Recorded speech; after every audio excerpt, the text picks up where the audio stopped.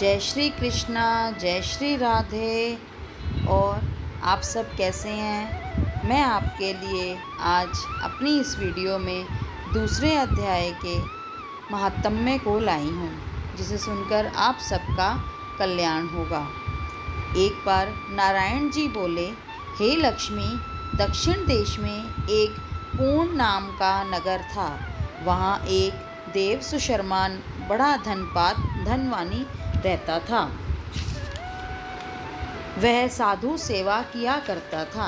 जब संत सेवा करते बहुत दिन बीत गए, तब एक बाल नामक ब्रह्मचारी आया।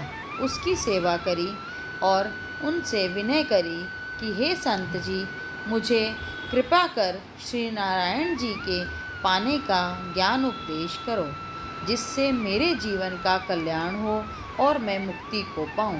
तब बाल ब्रह्मचारी ने कहा, मैं तुझे गीता जी के अध्याय का पाठ सुनाता हूँ, उसके सुनने से तेरा कल्याण होगा। तब देव सुशर्मा ने कहा, श्री गीता जी के दूसरे अध्याय के सुनने से कोई आगे भी मुक्त हुआ है? तब बाल ब्रह्मचारी ने कहा, मैं तुझे एक पुरातन कथा सुनाता हूँ, श्रवण करो। एक अयाली वन में बकरियां चराता था और वहाँ मैं भजन किया करता था। एक दिन रात को अयाली बकरियां लेकर घर को चला। मार्ग में एक सिंह मिला। जब एक बकरी सबसे आगे चलती जाती, उसे देखकर शेर भागा आया। तब अयाली यह देखकर आश्चर्य देखकर बड़ा चकित हुआ और मैं भी वहाँ आ खड़ा हुआ। उस चरवाहे ने मुझे देखकर कहा, मैंने यह आश्चर्य देखा कि बकरी को देख शेर डर के भाग गया। तुम त्रिकालज्ञ हो, यह वृतांत मुझे कहकर सुनाओ। संत ने कहा, हे अयाली, मैं तुझे एक पिछली वार्ता सुनाता हूँ। यह बकरी पिछले जन्म में डायन थी। जब इसका भार्या मर गया, तब वह बड़ी डायन हुई। जिस सुंदर लड़के को देखे उसको खा ले। और यह शेर पिछले जन्म में फंदक था। वह पक्षी पकड़ने बाहर गया और डायन भी वन को गई। वहाँ डायन ने उस फंदक को देखा, खा लिया। अब वही फंदक शेर हुआ और वह डायन वह बकरी हुई। शेर को पिछले जन्म की खबर है, इसलिए बकरी को देखकर शेर ने जाना कि अब भी मुझे खाने आई है।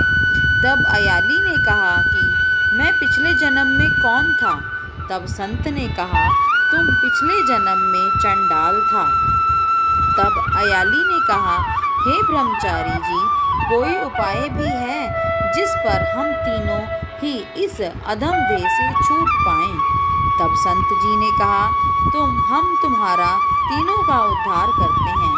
एक वार्ता मेरे से सुनो। प्रथम तो एक पर्वत की कंदरा में एक शिला थी। उस पर श्री गीता जी का दूसरा अध्याय लिखा हुआ था। मैंने उन अक्षरों को उस शिला पर देखा था। अब मैं तुम्हारे को मन, वचन और कर्म करके सुनाता हूँ। तुम श्रवण करो। संत जी ने गीता के अक्षर सुनाए। तब उसी समय तत्काल ही आकाश से विमान आए और उन सभी को विमानों में चढ़ाकर बैकुंठ लोक को ले गए। अधम देह से छूटकर देव देह पाई और देव सुशर्मा भी गीता ज्ञान को सुनकर मुक्त हुआ।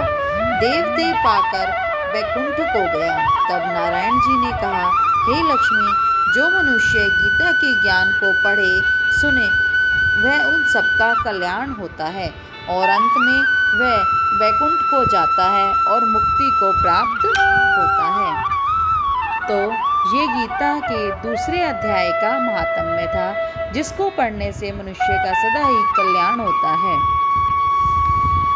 अगर आपको मेरा ये गीता महात्म्य का ये अच्छा लगे या पसंद आए, तो प्लीज़ मेरे चैनल को सब्सक्राइब करें, लाइक करें। और अगर आपको कुछ और कोई और कथा सुनने की इच्छा हो या कुछ और भी सुनने की इच्छा हो तो आप प्लीज़ कमेंट बॉक्स में मुझको बताएं, जिससे कि मैं वो वीडियो लेकर आपके सामने आऊँ।